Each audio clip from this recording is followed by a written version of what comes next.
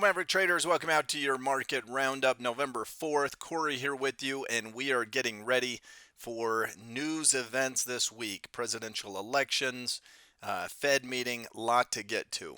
We're always going to dive into meaningful news. Today, we're going to look at broad markets. We're going to take it down to a sector rotation standpoint and then highlight our very best ideas, whether that's up, down, sideways strategies. Whatever looks best, we will present it to you. Disclaimer. This video was created for professional stock and option traders. Maverick Trading is a proprietary trading firm that employs professional traders around the world.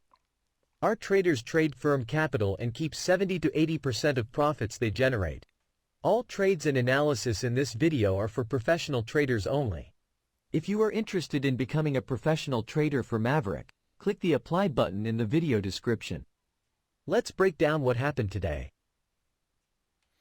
So today was kind of interesting in that, not surprisingly, it was a little bit of a calm before the storm. Dow was down about 0.5%, S&P, Nasdaq's down slightly, Russell up 0.5%. Oil was the big mover, up 3%. It's been on a nice run. Tomorrow could be interesting. Even though we won't have the results, we could potentially start to see some results in some areas come in, and so futures tomorrow night and so on will just be going pretty wild. It's certainly possible we won't even have election results by Wednesday or Thursday or something. It could drag on. It could go to the courts. I mean, there's all sorts of possibilities. So right now, markets are a little bit more bearish, and that more stocks are now below their 50-day moving average than above it. And markets are waiting on the Fed meeting this week, on election results. And I would say the election is obviously much more widely watched and widely followed this week. Advanced decline line about half and half today. But like we said, the 50-period moving average, we now have more stocks in the S&P below than above their 50 MA. So you look at the S&P and we've come right down to a spot where it's like this perfect neutral territory. Right here at about 5,700. You could say that this was an old resistance level, that this was the breakout zone, that it was successfully tested as support. We're not up at the highs. We're certainly not down at any low levels. We're just kind of in this deeper pullback mode right on top of the 50 MA, and we could go either way. And you know, I think there will be knee-jerk reactions. I would be very cautious about thinking that just wherever it bursts initially, thinking that that's just where it's going to keep going. I'm not so sure that's the case. Sometimes when you're trading the Fed, it'll jump up and then it'll sell off and proceed to sell off from there. Or, you know, there can be things like that. Certainly two times ago when Trump won, the futures immediately shot down, and we went down about 5% in the futures. And by the next morning, they had come all the way back to flat. And then over the next few weeks, the market skyrocketed higher. So the knee-jerk reaction was like the worst possible move given where the markets were going over the next couple of weeks. So be mindful of that. As we look at the QQQ, same thing. I mean, we're just at this neutral territory where everyone says, okay, this is a good spot to be in terms of going into this. Do we stay in an uptrend? Do we leave and move into a downtrend? As we look at the heat map, oil up big and energy responds. And we had highlighted that energy, with oil selling off a couple of weeks ago, energy didn't get blasted quite in the same manner. So it was sort of a, hey, there's some relative strength here. There's some things holding up in the energy space, even with oil coming down.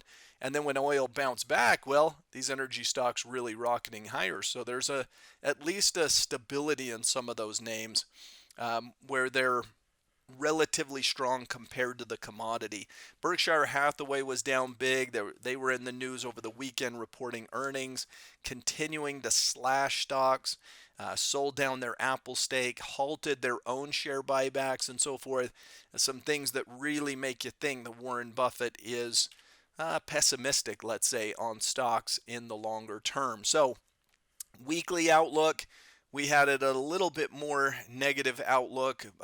We're kind of trading below the 20, still just on top of the 50, but those moving averages have flattened out. Now, As we look at possible trades, I really don't have a certain theme, just looking for things that are relatively strong or relatively weak. So the first one on the list is Gilead. This is a healthcare name.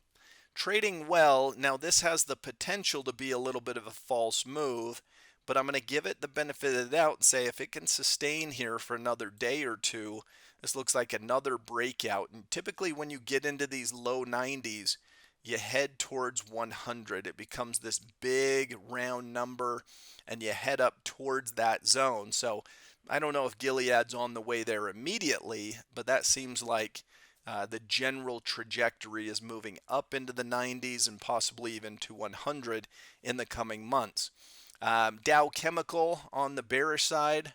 Here you can see downward trend, breaking of support levels, continuing to trend lower. Just classic bearish downtrend, right? Just negative looking chart. Back to the bull, Twilio, huge high base breakout, classic high base breakout.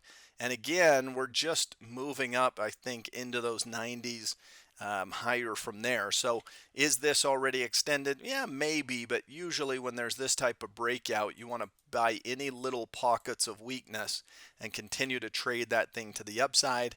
And then back to the bearish list, we've got Newmont Mining, huge bearish breakdown on volume. This one I was looking at back here. I would say the same thing here. See this small bounce and a great short entry? Watch for these little small bounces and a nice short entry. In the near term, continue to play this with the mindset of that it's going to trade lower overall. So markets are in this neutral state going into the presidential elections here in the US. We'll have news on that certainly Tuesday and Wednesday. The Fed meeting comes out on Thursday, and tomorrow earnings are going to be a little bit scattered, but you're still going to have some companies: Archer Daniels Midland and Apollo, Cummins Diesel, who makes the engines, Emerson, Yum Brands, the owner of Pizza Hut and KFC and some of those. So anyway, there's still some companies reporting. Hope you enjoyed today's market roundup. Have a great week, everyone. We'll see you next time.